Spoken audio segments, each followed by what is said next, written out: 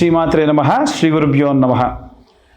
ద్వాదశ రాశుల వారికి ఆగస్టు నెలలో ఎలా ఉండబోతుంది, వారి యొక్క గ్రహ సంచారాన్ని బట్టి వారికి ఎలాంటి సంఘటనలు ఎదుర్కోబోతున్నారు, ఒకవేళ ఏ గ్రహాలు వక్రంలో ఉన్నాయి, ఏ గ్రహాలు ఉచ్చస్థితిలో ఉన్నాయి, ప్రత్యేకంగా ఆగస్టు నెలలో వచ్చేటువంటి గ్రహ సంచారాన్ని బట్టి బుధాదిత్య యోగం లాంటి యోగములు, అలాగే కాలసర్పదోషం ఉన్నటువంటి కాలంలో మనం ఉండడము, దీని వలన విశేషమైనటువంటి సత్ఫలితాలు పొందేవాళ్ళు ఉంటే విశేషమైనటువంటి ప్రతికూల పరిస్థితులు పొందేవారు మరికొందరు ఉన్నారు.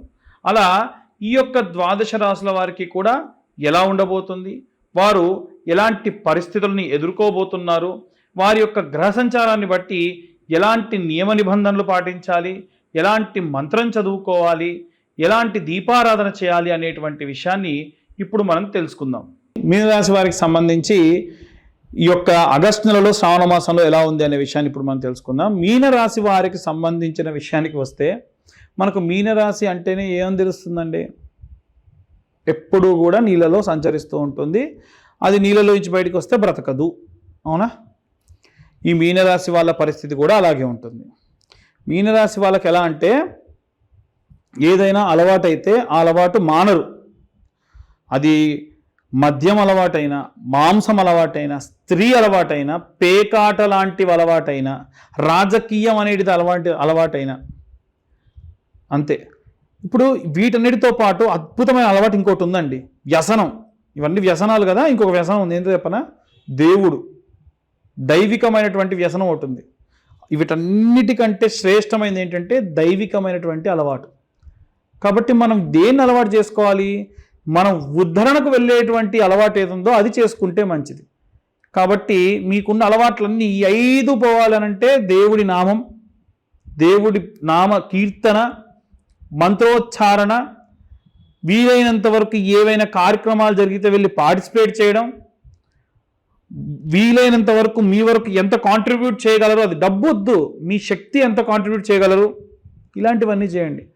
ఎందుకండి అంత ప్రత్యేకంగా మీన రాశి వారి గురించి చెప్తున్నానంటే, పాపం ఏలినాటి శనిలో ఉన్నారండి. చిన్న పిల్లవాడికి ఏలినాటి శని ఉందనుకోండి, వాళ్ళ అమ్మ, నాన్న, నానమ్మ, అమ్మమ్మ, తాతయ్య, అమ్మమ్మలు ఖచ్చితంగా సహాయం చేస్తారు, ఉంటారు, ప్రాబ్లం లేదు.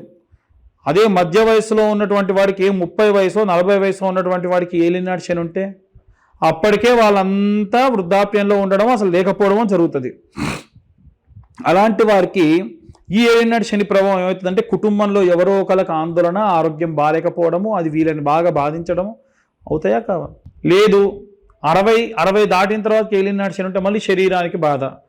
ఈసారి పిల్లలు ఉంటారు, వాళ్ళ పనులు, వాళ్ళ సంసారం, వాళ్ళ జీవితం, వీరిని ఎవరు పట్టించుకోరు. పిల్లల దగ్గర లేకుండా ఉన్న వృద్ధాప్యంలో ఉన్న వాళ్ళకి ఏలినాటి శని, వాళ్ళు ఎంత దారుణమో పాపం. వెన్నుపూసల నొప్పులు వస్తాయి, మోకాల నొప్పులు వస్తాయి, నరాల నొప్పులు వస్తాయి, పట్టించుకునేవాడు ఉండడు. ఏమన్నంటే డబ్బులు వేసిరేస్తా అంటారు, డబ్బులు తెప్పించుకొని వచ్చినటువంటి మనుషులు సరిగ్గా చెయ్యరు, ఎన్ని బాధలు. కాబట్టి మీనరాశి వారు ఉన్నటువంటి దాంట్లో ముఖ్యంగా నాకు పాయింట్అవుట్ చేసి చెప్పేది ఎవరినంటే వృద్ధాప్యంలో ఉన్నటువంటి వారిని, ఒక 5 పదులు దాటిన వయసులో ఉన్న వారిని, రైతులని, డైవర్స్ అయినటువంటి మగవారు, డైవర్స్లో ఉన్నటువంటి ఆడవాళ్ళు, లేదా ఏ తప్పు చేయకుండా కోర్టు వ్యవహారాల్లో ఇరికిచ్చినటువంటి వాళ్ళు, వీళ్ళు విపరీతంగా సఫర్ అవుతున్నారు. మిగిలిన క్యాడర్లో ఉన్న వాళ్ళు ఎవ్వరు కూడా అంతగా సఫర్ అవ్వట్ల. సరే, ఈ రాశి వారికి గ్రహ సంచారం బట్టి అసలు ఎలా ఉంది అనే విషయాన్ని చూసుకుంటే, అలాగే వీళ్ళు రెమెడీస్ ఏం చేసుకోవాలో కూడా చెప్తాను. అయితే ఈ రాశిలో ఉన్నటువంటి వారు లగ్నాత్ శని ఉచ్చస్థితిలో ఉన్నాడు. దానివల్ల అదృష్టం నిజం చెప్పాలంటే ఈ గ్రహ సంచారం ఈ టైంలో ఏలినాటి శని వచ్చిన వాళ్ళందరికీ ఏం అదృష్టం అయ్యా. గడిచిన 10 నెలలు, సంవత్సరంలో నానా ఇబ్బందులు పడ్డామంటే ఇబ్బందులు పడి ఇంకా ఉన్నారు కదా. ఏలినాటి శనిలో శని ప్రాణాన్ని విసిగిస్తాడు, ప్రాణాన్ని ఎప్పుడు అపాయం కలిగించాడు. ఆయన మంత్రంలోనే ఉంటుంది, శని అరిష్టేతు సుసంప్రాప్తే శని పూజాంచ కారయే శని ధ్యానం ప్రవక్ష్యామి ప్రాణపీడోప ఉపశాంతయే. ప్రాణాన్ని పీడించకుండా ఉపశాంతి కలిగిస్తాడు. కాబట్టి ఈ శని స్వతహాగా ఉండడం వలన శరీరం విపరీతమైనటువంటి బాధలు ఉండేటువంటిది మందుల వల్లనో మనుషుల వల్లనో ఉపశమనం అనేది పొందుతుంది. భార్య దగ్గర లేకుంటే ఇంకొకరి యొక్క రిలేషన్లో ఉండి కాస్త స్వస్థత చేకూరుతుంది. పెళ్లి కాకుండా ఉంటే ఏదైనా ఒకరితో పరిచయం అయ్యి స్వస్థత చేకూరుతుంది. ఆరోగ్యం బాలేని ముసలి వారికి మందుల ద్వారా స్వస్థత చేకూరుతుంది.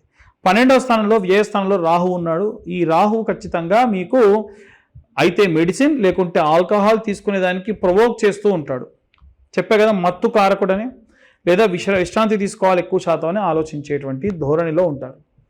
అలాగే ఈ మీనరాశి వారికి చతుర్థ స్థానము ఫ్యామిలీ, అలాగే తల్లి, ఎమోషన్. ఏలినాటి శని ప్రభావం సమయంలో రెండవసారి గనక ఏలినాటి శని వచ్చిన వాళ్ళు అంటే మధ్య వయస్సు 30 నుంచి 40 ఈ వయసులో ఉన్న వాళ్ళకి ఖచ్చితంగా ఏలినాటి శని వల్ల కుటుంబ సభ్యులు ఎవరో ఒకళ్ళు దూరం అవ్వచ్చు, లేదా గొడవ అయిపోయి కొన్ని రోజుల పాటు వారి నుంచి మాట్లాడకుండా దూరంగా ఉండొచ్చు, ముఖ్యంగా తల్లికి సంబంధించి. సో జాగ్రత్తగా ఉండండి. ఇది చెప్పేది జాగ్రత్త పడతారని, భయపెట్టడానికి కాదు. కాబట్టి నెగ్లెక్ట్ చేయకండి. మీ అమ్మగారికి సంబంధించి ఏమున్నా ఇమ్మీడియట్ యాక్షన్ తీసుకోండి. హాస్పిటల్కి వెళ్ళేది ఉంటే వెళ్ళండి. మంచిగా చెప్పేది, భయపెట్టట్లేదు కదా. అలా 5వ స్థానం ఏదైతే ఉందో ప్రేమ, పిల్లలు, వీటికి సంబంధించి బుధాదిత్య యోగం 5వ స్థానంలో జరుగుతుంది. ఇది ఏమవుతుందనంటే ప్రేమ వ్యవహారాలన్నీ బాగా ఉంటాయి, ఇంటికి వెళ్ళబుద్ధి కాదు. వీలైతే ప్రేమించిన అమ్మాయితో లేదా ప్రేమించిన అబ్బాయితో గడపాలి, సినిమాలకు వెళ్ళాలి, ఇంట్లో వాళ్ళని పట్టించుకోకూడదు అన్న థాట్ అనేది వస్తుంది. అలాగే ఎవరైతే ఆల్రెడీ వివాహం జరిగి ఉంటారో ఇంట్లో ఉన్న భార్యతో సక్రమంగా లేకుండా, ఎందుకంటే 7వ స్థానంలో కేతువు మరియు కుజగ్రహ సంచారాలు ఉన్నాయి కాబట్టి ఇంట్లో భార్యతో కాకుండా ఎక్స్టర్నల్ అఫైర్స్ పెట్టుకునే అవకాశం ఉంటుంది. అది కూడా చాలా అద్భుతంగా ఉన్నట్టు వాళ్ళ భావన. కాబట్టి వీలైనంత వరకు మన మైండ్లో వచ్చేటువంటి లస్ట్ని తీసేయండి, ఈ కామాన్ని తీసేయండి, లేనిపోని వాటిలో ఇరుక్కోకండి. ఏదున్నా మీరు ఎప్పటికప్పుడు అప్డేట్ అవుతూ ఉండండి. 6వ స్థానము ఆరోగ్యం. ఖచ్చితంగా ఆరోగ్యం, డైలీ లైఫ్ అనేది డిస్టర్బ్ అవుతుంది. మీ డైలీ లైఫ్ స్టైల్, మీ యొక్క ఛాలెంజెస్ అనేవి మిస్ అయిపోతాయి. 7వ స్థానంలో కుజుడు.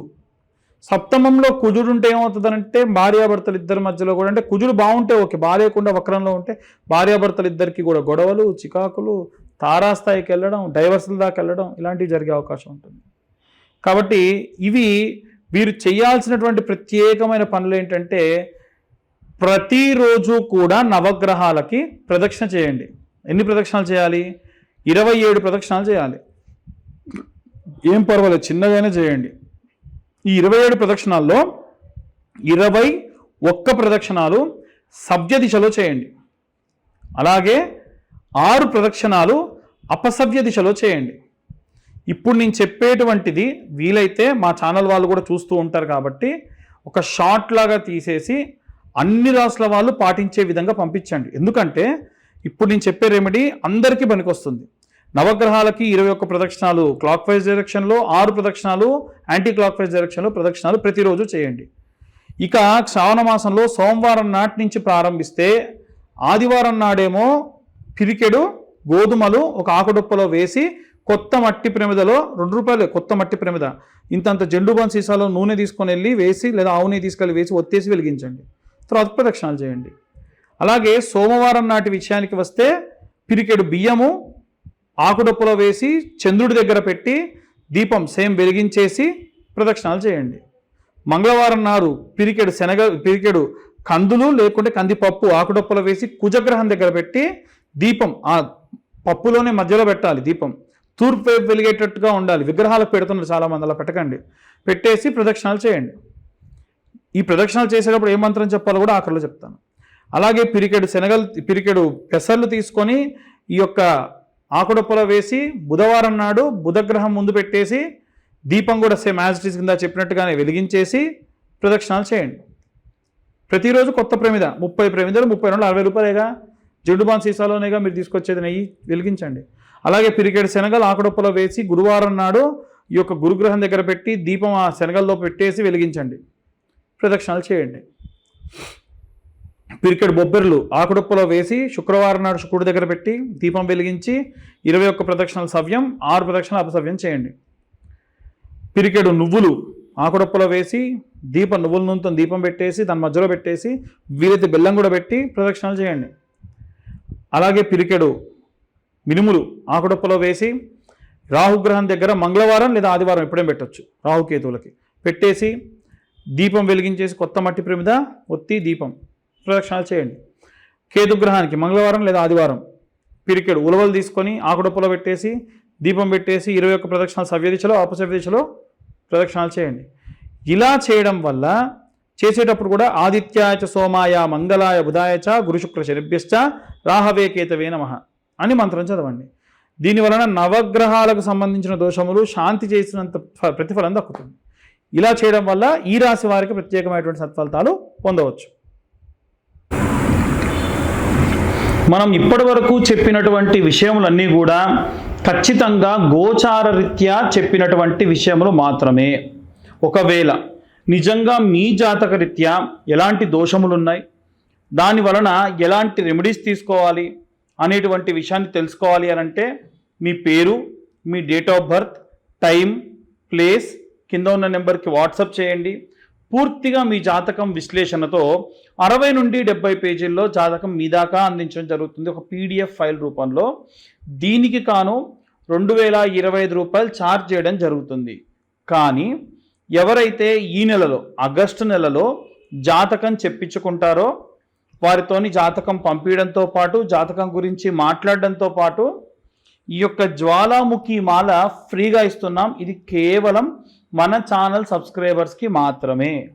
కాబట్టి ఎవరైనా సరే మీ పేరు, date of birth, time, place ఉన్న వాళ్ళు ఎవరైనా ఉంటే వారు కింద ఉన్న నెంబర్కి మీ యొక్క అపాయింట్మెంట్ ఫిక్స్ చేసుకొని ఖచ్చితంగా జాతకం రాయడానికి మాకు పట్టేటువంటి సమయం ఒక్కళ్ళ దానికి 3 నుంచి 4 గంటలు. ఇప్పటికే ఎవరో ఒకరు వచ్చి ఉంటారు కాబట్టి వాళ్ళది రాస్తూ ఉంటాం కాబట్టి వాళ్ళ గురించి మేము మ్యాటర్ అంతా సేకరించి పెట్టి ఉంటాం కాబట్టి మీ దాకా వచ్చేసరికి 2 రోజులు పట్టొచ్చు. కాబట్టి వీలైనంత వరకు కొంచెం ఆ టైంని కూడా కొంచెం పేషెన్స్తోని వెయిట్ చేయండి. అలా ఎవరైతే ఈ యొక్క పేరు, date of birth, time, place పంపించి 2025 రూపాయలు చెల్లిస్తారో వారికి జ్వాలాముఖి మాల కూడా ఫ్రీగా ఇవ్వడం జరుగుతుంది. అలాగే ఇప్పుడు మేము చెప్పినటువంటి ఈ వీడియో కనుక ఇన్ఫర్మేటివ్గా ఉంటే వీలైనంత వరకు కూడా సబ్స్క్రైబ్ చేసే ప్రయత్నం చేయండి, లైక్ చేయండి, ఇంకొంతమందికి మీరు ఈ వీడియోని షేర్ చేయండి. మీరు కనుక సబ్స్క్రైబ్ చేస్తే ఇలాంటి ఇంకా ఎన్నో వీడియోలు మీ దాకా తీసుకొచ్చే ప్రయత్నం కూడా చేస్తాము. సర్వే జనా సుఖినో భవంతు. స్వస్తి.